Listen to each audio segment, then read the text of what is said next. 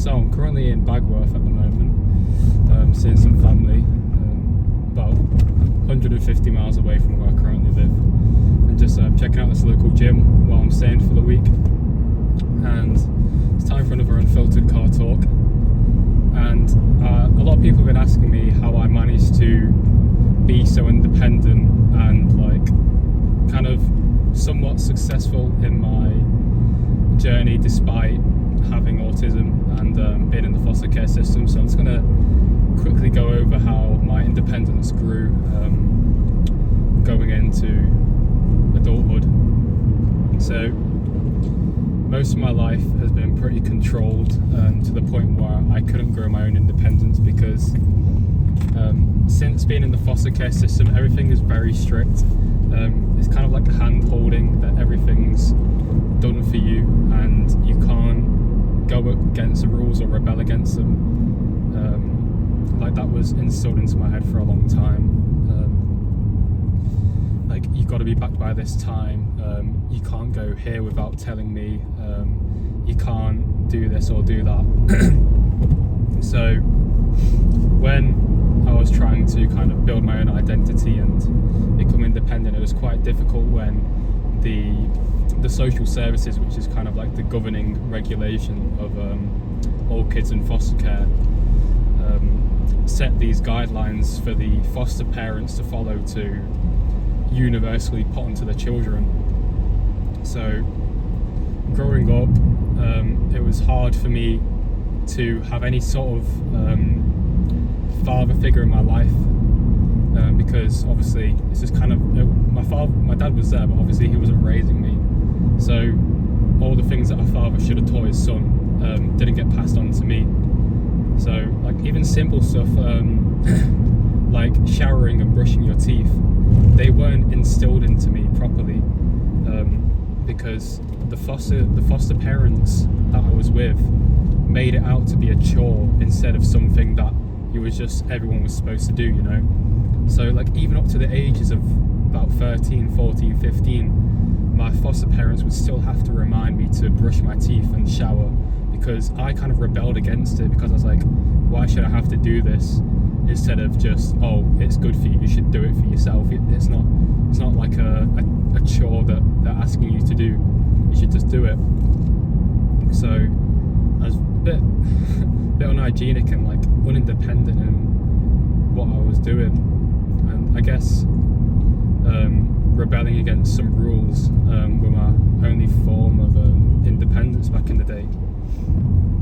And it's quite sad because I couldn't really flourish until later into my life. So my friendships and my romantic life kind of suffered because I wasn't half the guy that I could have been if I was able to properly grow in the foster care system, which is kind of why I'm looking to foster myself maybe in the future, so I can properly raise a kid in foster care and kind of be like an actual father figure, so he doesn't, well, I'm saying he, I'd prefer it to be a boy, because obviously it'll be easy to like teach things, because I want to like get him into the gym and that, and get him independent. But it would be interesting to try and foster a kid, and someone like me in my situation back then, to just really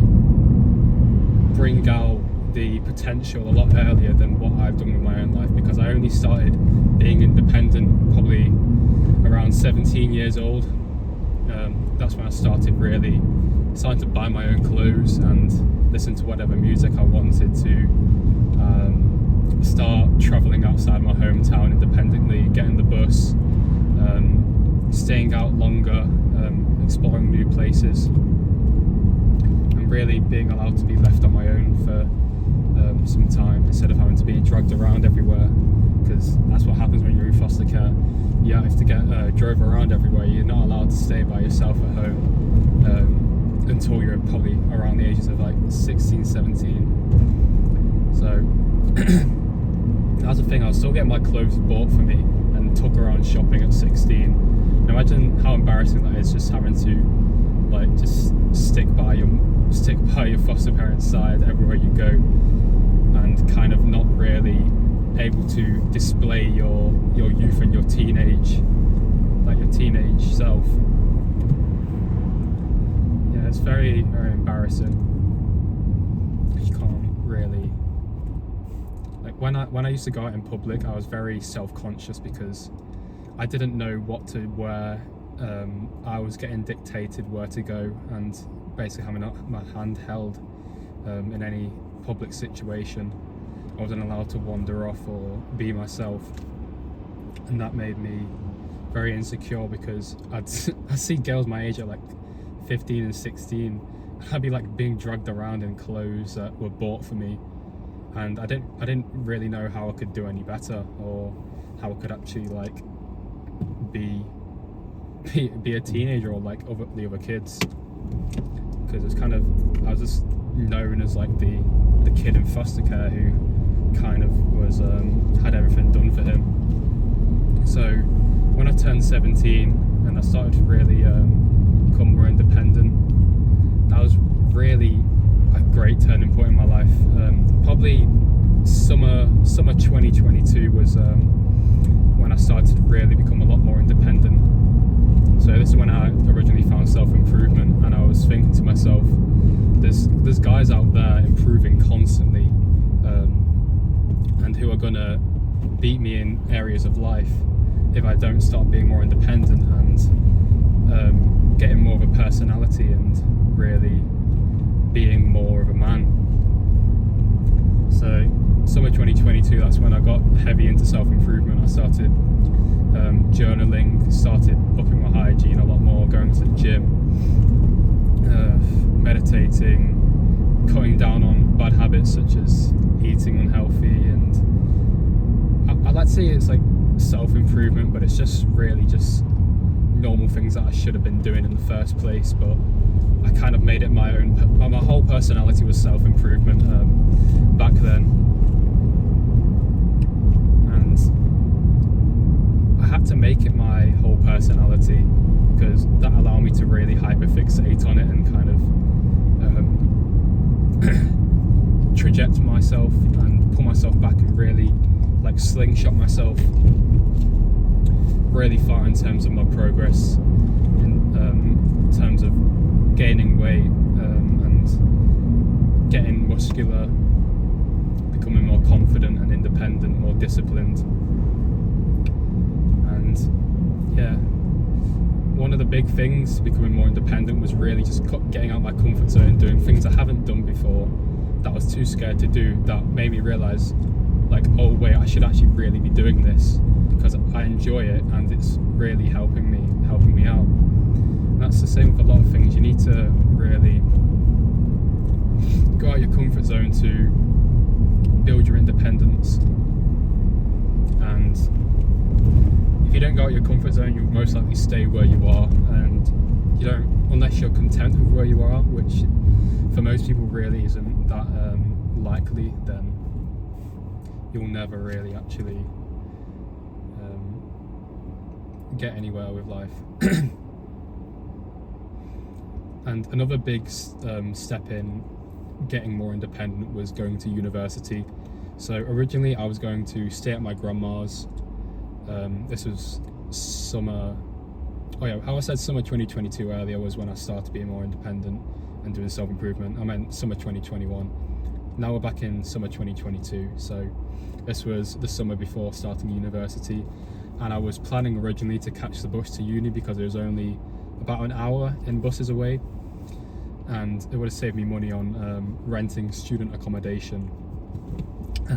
But I saw a video made by a guy called Hamza, and he said that living on campus was the best thing he could have ever done for himself, because it really built the independent living skills, and it pushed him out of his comfort zone to start mingling with kids his age and learning what was socially accepted and what was not. And that's when I really just changed my mind. I applied for student accommodation and moved in with 7 other people on a flat, and did my first year at uni, and I got a lot of skills of how to really manage my time and do my chores, wash up, clean my clothes, and buy my own food, and get around everywhere myself without having to rely on another person. So university was definitely the best thing that could have ever happened for my independence, because I also learned a lot about what it's like to constantly be surrounded by people your own age. So we're talking 18, 19 years old. So I started to really act more my age and not like a little kid anymore. And it was a shock to me going into university, seeing people do drugs and sleep around and go in nightclubs, and I did a bit of that, and some of it really exposed me and changed me for a good way, into the point where I got maturity and had experiences that other kids had had. So now I felt more confident talking about certain subjects that I was not educated on before, such as going out and drinking, stuff like that. So yeah, you have to do these kind of things to learn about them, like such as going out, sleeping with people, and, you know, all that stuff. It's really kind of fit in at first, and then you kind of realise that I shouldn't be doing this, but you kind of need to do it at first just to really experience it and figure out whether it's for you or not. I realise that going out really isn't for me, so I'll stop doing that. But yeah, university, best thing ever for my independence. Just really a trajectory shift in trying to change my life. And yeah, that's pretty much it. If you guys want any more content regarding foster care or autism or anything like independence related, then please just let me know, because I love making these videos, and I'm going to try and do an unfiltered car talk once a week in future. So thank you for watching, and I'll see you soon.